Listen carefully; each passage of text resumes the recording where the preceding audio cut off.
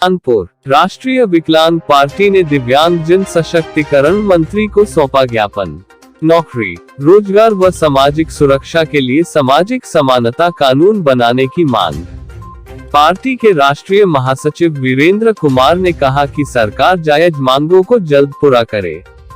Anchor राष्ट्रीय विकलांग party द्वारा दिव्यांग जन सशक्तिकरण मंत्री नरेंद्र कश्यप को 9 सूत्रीय मांगों को लेकर दिव्यांगजन ने सर्किट हाउस में ज्ञापन सौंपकर अधिनियम 2016 का अनुपालन कराने, नौकरी, रोजगार, सामाजिक सुरक्षा की 100% गारंटी देने के लिए सामाजिक समानता कानून बनाने, दिव्यांग पेंशन 5,000 रुपये करने, सरकारी नौकरियों में आरक्षण कोटा पूरा करने, दिव्यांग व्यक्तियों व उनके बच्चों को प्राथमिक से लेकर उच्च स्तर की निःशुल्क शिक्षा प्रदान करने, मूक बधिर दिव्यांगता प्रमाण पत्र के लिए हर जिले में बेरा जांच की सुविधा प्रदान करने, निःशुल्क सरकारी आवास उपलब्ध करवाने, निःशुल्क इलाज हेतु आयुष्मान कार्ड जारी करवाने व आर्थिक रूप से कमजोर दिव्यांगजनों को अंत्योदय कार्ड जारी करवाने की मांग की गई।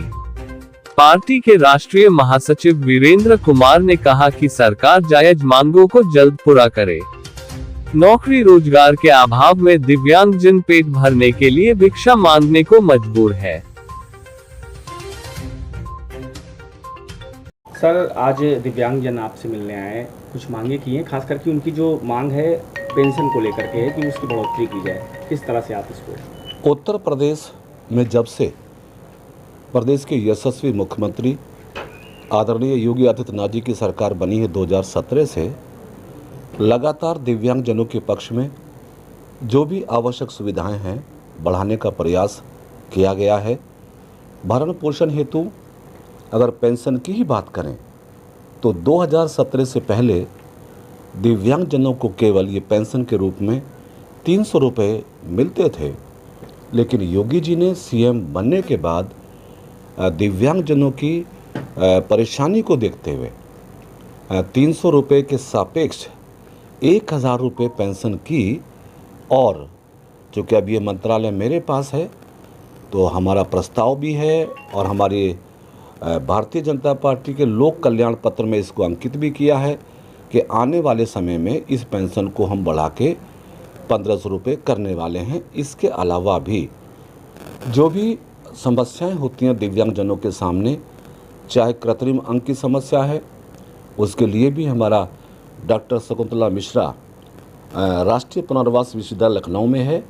अपने दिव्यांग भाई बहनों के लिए निःशुल्क वहाँ पर कृत्रिम अंग भी उपलब्ध कराए जाते हैं। 3 से 7 साल के बच्चों के लिए भी हमारे विभाग के माध्यम से बचपन डे केयर सेंटर स्थापित हैं, जहां जिनके माँ बाप नहीं हैं या जो माँ बाप बच्चों की देखभाल नहीं कर पाते हैं, तो हमारा विभाग अपने एक्सपेंसेस पर बच्चों को लाना, रखना, खाना पीना सब उनके लिए हमारा विभाग करता रहता है। अनेकों जिलों में दिव्यांगजनों की पढ़ाई के लिए समेकित विद्यालयों का निर्माण भी हमारी सरकार में हुआ है। बहुत सारे बच्चे उसका लाभ उठा रहे हैं। कुल मिलाकर 2017 के बाद निरंतर हमारी सरकार दिव्यांगजनों के कल्याण हेतु अनेकों योजनाओं को प्रचालित कर रही है। और दिव्यांगजन नामकरण भी ये हमारी ही सरकार में इसलिए किया गया था क्योंकि पहले इसको विकलांग के रूप में इसका नाम देखते थे लोग और भी कई नामों से पुकारते थे, जिससे कई बार दिव्यांगजनों में डिमोलाइजेशन होती थी। तो हमारी सरकार ने महसूस किया कि दिव्यांगजन जिनके अंदर दिव्यता होती है, बहुत सारे ऐसे गुण होते हैं, बहुत सारी ऐसी प्रतिभाएं उनके अंदर होती जिनको हम कई बार नहीं पहचान पाते हैं, तो इसलिए हमारे विभाग ने, हमारी सरकार ने इस विभाग का नाम परिवर्तित करके दिव्यांगजन किया, जिससे कहीं ना कहीं स्वाभिमान का बोध भी होता है, सम्मान का बोध भी होता है। तो सरकार संवेदनशील है। सर, एक बड़ा सवाल ये है कि जब दिव्यांगजन खास करके जब उन्हें सर्टिफिकेट बनवाने होते हैं या किसी सरकारी योजना का लाभ होना होता है, उस समय बड़ी समस्याएं आती हैं, वो इधर उधर चक्कर काटते रहते हैं। उसको सरल करने का कुछ प्रयास किया जा रहा है सरकार को?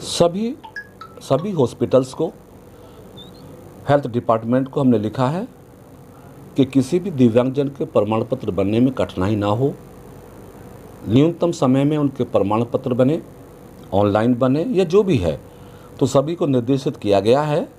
उसके बाद भी यदि किसी के संज्ञान में कहीं ऐसा आता है कि किसी दिव्यांगजन के प्रमाण पत्र बनने में कठिनाई है, तो सीधा वो हमारे विभाग को कांटेक्ट कर सकते हैं, उस कठिनाई को हम दूर करेंगे। Thank you. आज मंत्री जी से आपकी मुलाकात हुई, क्या आश्वासन दिया है, क्या आप लोगों ने मांगा?